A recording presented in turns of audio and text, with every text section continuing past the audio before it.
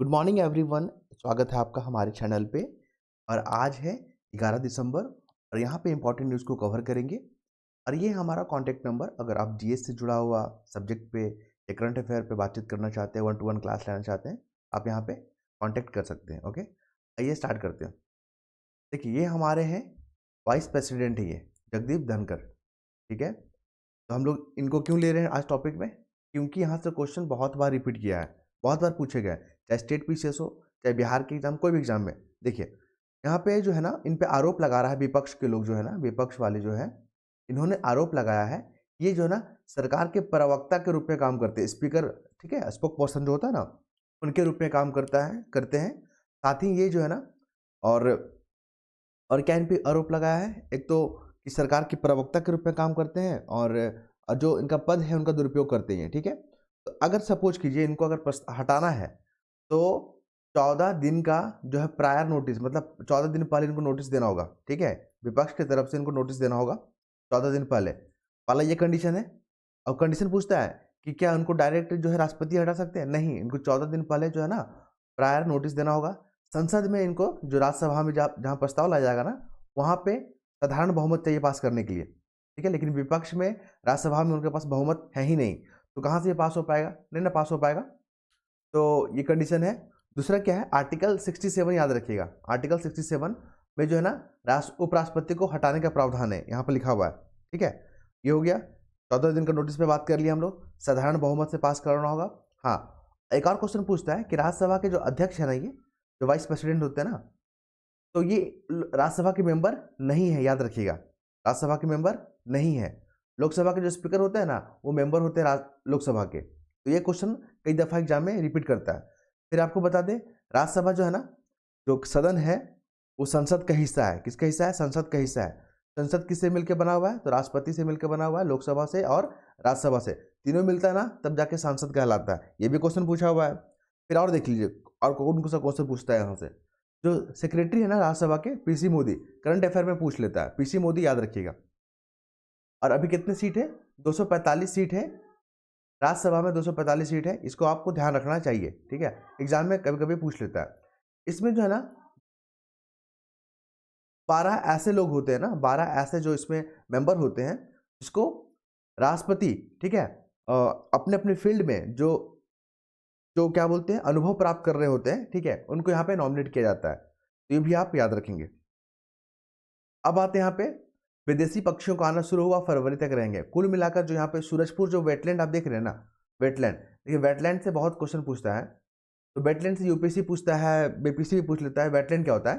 जैसे कि मान लीजिए जो गंदे पानी होते हैं, ठीक है, तो उसमें बहुत सारे जो है ना धातु होते हैं। क्या होते हैं? तो उसका अवशोषण का काम यही करता है, वेटलैंड करता है। तो वेटलैंड का जो है इकोसिस्टम में बहुत महत्वपूर्ण रोल होता है। और सूरजपुर कहाँ पे है? तो सूरजपुर है आपका यूपी में। ग्रेटर नोएडा कहाँ पे? वहीं पे है। ठीक है, पूछ लेता है कभी कभी। रामसर साइट भी याद रखिएगा। कुल 82 हो गया। सबसे ज़्यादा रामसर साइट कहाँ पे? तमिलनाडु में।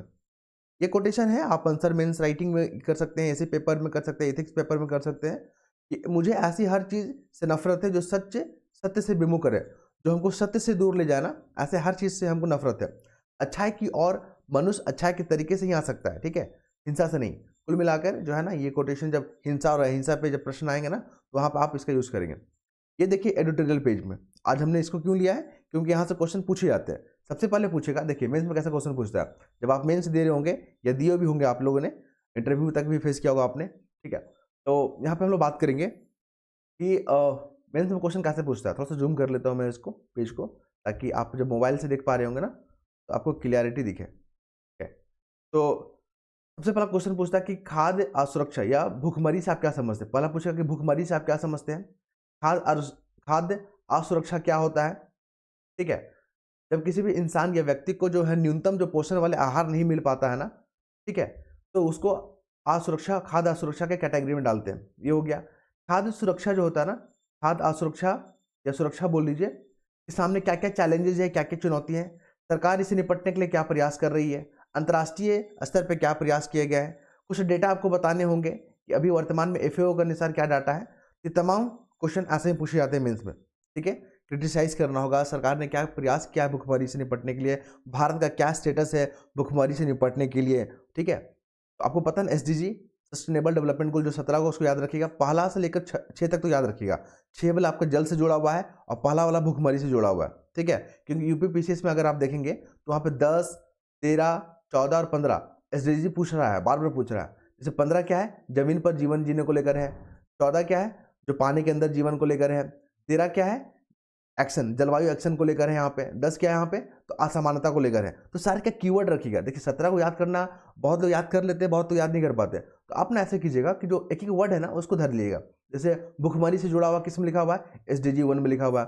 2 में क्या लिखा हुआ है, जीरो हंगर लिखा हुआ है ना। तो ये तमाम चीज़ों पर आपको ध्यान रखना होगा। तो हम लोग देख रहे हैं कि अभी क्या चैलेंजेस हैं, क्या चुनौती है किससे निपटने के लिए, भुखमरी से निपटने के लिए। तो यहाँ पर हम लोग बात करेंगे, सबसे पहले चुनौती में क्या लिखिएगा, जलवायु परिवर्तन, ठीक है। क्या लिखिएगा, जलवायु परिवर्तन, पहला हो गया फैक्ट।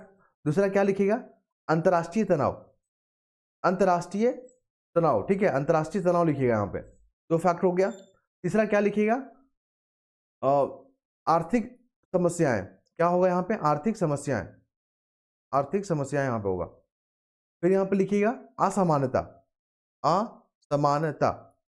चुनौती में ऐसे ही फ्लो चार्ट बना के आपको दिखाना होगा और सारे पॉइंट को ना 2-3 पॉइंट लिख के यहाँ पे आपको अपने आंसर को कंप्लीट करना होता है। क्लियर है। तो अगर आप इस तरह लिखेंगे तो आपको एवरेज से 2-4 नंबर अच्छे नंबर मिलते हैं। और फिर यहाँ पे बात करेंगे कहाँ पे, ठीक है, हाँ, चैलेंजेस पे बात करेंगे। सरकार ने इससे निपटने के लिए क्या प्रयास किया, तो एसडीजी को लागू कर रहे हैं। सरकार जो है नेशनल फूड सिक्योरिटी मिशन को लॉन्च किया है। सरकार ने खाद्य सुरक्षा अधिनियम 2013 को लॉन्च किया। तो हम लोग बात करेंगे उस पर, लेकिन अभी जो मेन मुद्दा क्या है कि क्या चैलेंजेस है, जैसे कि जलवायु परिवर्तन, क्लाइमेट चेंज बहुत बड़ा मसला बन रहा है, जो है जनसंख्या का वृद्धि, सबसे ज़्यादा पॉपुलेशन कहाँ हो गया, भारत में हो गया। तो ये भी बहुत बड़ा चैलेंजेस बन रहा है, क्योंकि हमारे पास रिसोर्स तो क्या लिमिटेड है। और अगर पॉपुलेशन बढ़ेगा तो फिर हमारा रिसोर्स पे क्या होगा, टेंशन हो जाएगा। अब बात करेंगे ये बट्टा खाता क्या होता है, ठीक है। एनपीए के बारे में बात हो रहा है। NPA non performing asset, full form याद रखिएगा, पूछ रहा है, चैट जीपीटी का पूछा है ना, तो एनपीए का भी पूछेगा। नॉन परफॉर्मिंग एसेट क्या होता है, बट्टा खाता में जिस अमाउंट को डाला जाता है ना, तो सरकार बता रही है कि हम बट्टा खाता में जिस अमाउंट को डाल रहे हैं ना, वो अमाउंट जो है ना एनपीए हो गया, मतलब उससे वसूली करना बहुत दिक्कत हो रहा है, तो उसको एनपीए करार दे दिया जाता है। एनपीए क्या होता है, जिसमें आपको ना इंटरेस्ट मिल पा रहा है ना आपका प्रिंसिपल मिल पा रहा है, तो एनपीए हो गया। ये दिवालिया वर्ड देख रहे हैं ना, इंसॉल्वेंसी और बैंकरप्सी। एक होता है इंसॉल्वेंसी, एक होता है बैंकरप्सी, ठीक है। 2 वर्ड से बीपीएससी ने पिछला बार एग्जाम में क्वेश्चन पूछ लिया, और मैं क्वेश्चन जो है ना इस पीडीएफ में डाला हूँ, आप देख लीजिएगा वहाँ पे। इंसॉल्वेंसी क्या होता है कि मान लीजिए हमने लोन लिया, सपोज कीजिए कि किसी ने जो है 100 रुपये का लोन लिया बैंक से, ठीक है, और ये 100 रुपये देने में असमर्थ है, उसके पास कुछ साधन नहीं, दे ही नहीं पा रहा है, तो उसको क्या बोलेंगे, इंसॉल्वेंसी, उसको बोलेंगे दिवालियापन। क्या बोलेंगे, दिवालियापन, जब देने का क्षमता ही नहीं है, उस पर असमर्थ हो गया। लेकिन मान लीजिए 100 रुपया जो लिया है कुछ साल के बाद देने में सक्षम हो जाएगा, या कुछ कंडीशन के बाद वो देने के लिए तैयार होगा ना, उसको बोलते हैं बैंकरप्सी, ठीक है। यही डेफिनेशन जो है ना पूछ लिया था पिछले बार बीपीएससी एग्जाम में। अब देखेंगे हम लोग गगनयान मिशन, आपको पता है ना, जो इंसान को स्पेस में लिया जाएगा, भारतीय नागरिक को इंसान जो है स्पेस में ले जाने का भारतीय इसरो का ये मिशन है, इंडियन स्पेस रिसर्च ऑर्गेनाइजेशन, ठीक है। तो 2024 से ये स्टार्टिंग होगा, 2-3 फेज में हम लोग जो है इसको कंप्लीट करेंगे। क्वेश्चन क्या पूछेगा आपसे कि वेल डेक जो चर्चा में रहा, वेल डेक ये शब्द जो है ना न्यूज में रहा ना, क्या चीज से जुड़ा हुआ, तो स्पेस से जुड़ा हुआ, स्पेस से जुड़ा हुआ, आप याद रखिएगा। लिख देगा क्लाइमेट चेंज से जुड़ा हुआ है, लिख देगा सस्टेनेबल डेवलपमेंट गोल से जुड़ा हुआ है, ठीक है, वेटलैंड से जुड़ा हुआ है। तो आपको बता दें, देखिए वेकडेल ये क्या है, मान लीजिए स्पेस से जब अंतरिक्ष, जब नीचे जमीन पर उतरेंगे, ठीक, जब वापस होगा उनका, तो वो किसी न किसी समुद्र में ही उतरेंगे। तो उनको जो सुरक्षित उतारने के लिए वेलडेक जो है ना एक टेक्नोलॉजी है, एक तरीका है उनको सुरक्षित निकालने के लिए। ये क्वेश्चन जो है ना पूछा जाएगा। ये हमारे आरबीआई गवर्नर अब रिटायर्ड हो चुके हैं, अंतिम दिन था आज। अब नया कौन बनेंगे, संजय मल्होत्रा हमारे आरबीआई गवर्नर बनेंगे, ठीक है। आरबीआई से क्वेश्चन क्या क्या पूछता है, पहला क्वेश्चन पूछ लेगा कि आरबीआई क्या कॉन्स्टिट्यूशनल बॉडी है, बिल्कुल नहीं। आरबीआई का जिक्र हमारे संविधान में लिखा हुआ है, नहीं लिखा हुआ है। आरबीआई को क्या एक्ट के माध्यम से बनाया है, जी हाँ, 1934 एक्ट से बनाया हुआ। जो हम फैक्ट बात कर रहे हैं ना, सारे एग्जाम में जो है ना आपको देखने को मिल जाएगा, स्टेटमेंट बना के पूछ लेता है, फैक्ट पूछ लेता है। आरबीआई के जो गवर्नर है अभी ये है ना, इसको अपॉइंट कौन करते हैं, राष्ट्रपति, बिल्कुल नहीं, इसको केंद्र सरकार अपॉइंट करेंगे इसको, ठीक है, याद रखिएगा। ये हो गया। महंगाई को कंट्रोल करने के लिए जो आरबीआई भी प्रयास करती है, सरकार भी प्रयास करती है। तो आरबीआई जो प्रयास करती है उसको मॉनेटरी पॉलिसी बोलते हैं, और जिससे गवर्नमेंट जो प्रयास करती है उसको फिजिकल पॉलिसी बोलते हैं। 2 हो गया, ये भी डिफरेंस पूछ लेता है। मॉनेटरी पॉलिसी कमेटी का हेड कौन होता है, आरबीआई गवर्नर होता है ना। तो वहां पे ऑप्शन में क्या डालेगा, फाइनेंस मिनिस्टर डालेगा। तो आपको यहाँ पे ध्यान रखना है। ये क्वेश्चन देख लीजिए। पिछले बार बीपीएससी और यूपीपीसीएस में पूछा गया है कि गैर योजना क्या होता है, नॉन प्लान स्कीम क्या होता है या खर्च क्या होता है। तो यहाँ पर जो है इसको याद कर लीजिएगा क्योंकि क्वेश्चन रिपीट कर रहा है। फिर देख लीजिए फॉरेन करेंसी एसेट के बारे में हम लोग बात करते हैं ना, फॉरेन एक्सचेंज रिजर्व के बारे में 4 चीज़ इसमें इंक्लूड होता है। गोल्ड होता है, फॉरेन करेंसी एसेट होता है, फिर आईएमएफ के पास जो हमारा रिजर्व है वो होता है, एसडीआर होता है। ये चारों ऑप्शन यहाँ पे देखने को मिल रहा है, ठीक है। यही क्वेश्चन जो है ना पूछता है इकोनॉमिक्स में। फिर देख लिया, अभी हम लोग दिवालियापन को लेकर पूछे थे ना, दिवाला और शोधन अक्षमता, ये दोनों स्टेटमेंट जो है ना गलत हो जाएगा क्योंकि ये स्टेटमेंट जो है ना किसको शोधन अक्षमता की जगह ना यहाँ पे दिवाला का, यहाँ पे दिवालापन जो होता है, ठीक है, उसको लेकर डिफिनेशन है यहाँ पे। फिर हम लोग बात करेंगे आर्टिकल 360 के बारे में। हम लोग बताया था ना फाइनेंशियल जो इमरजेंसी होता है भारत में कभी भी लागू नहीं हुआ अभी तक, तो 360 में इसका प्रावधान किया गया है। इसमें सारे के सैलरी कट हो जाते हैं, चाहे सुप्रीम कोर्ट का जज हो चाहे हाई कोर्ट का जज हो, लेकिन राष्ट्रपति का नहीं होता है, ठीक है, राष्ट्रपति का नहीं होता है। यही यहाँ पे स्टेटमेंट दिया हुआ है। फिर यहाँ पे इक्वेटर कंट्री जो है ना यूपीपीसीएस में बहुत पूछता है, इसको याद रखिएगा। इक्वेटर में जो है ना किरावाती है, इंडोनेशिया है, मालदीव है, केनिया है, सोमालिया है, युगांडा है, गैबोन है, ये हॉर्न ऑफ अफ्रीका का भी 4 कंट्री याद रखिएगा, ब्राजील है। फिर यहाँ पे असम को लेकर अभी पूछ रहा है, 7 जो है राज्यों को सीमा साझा करता है असम, ये भी याद रखेंगे आप।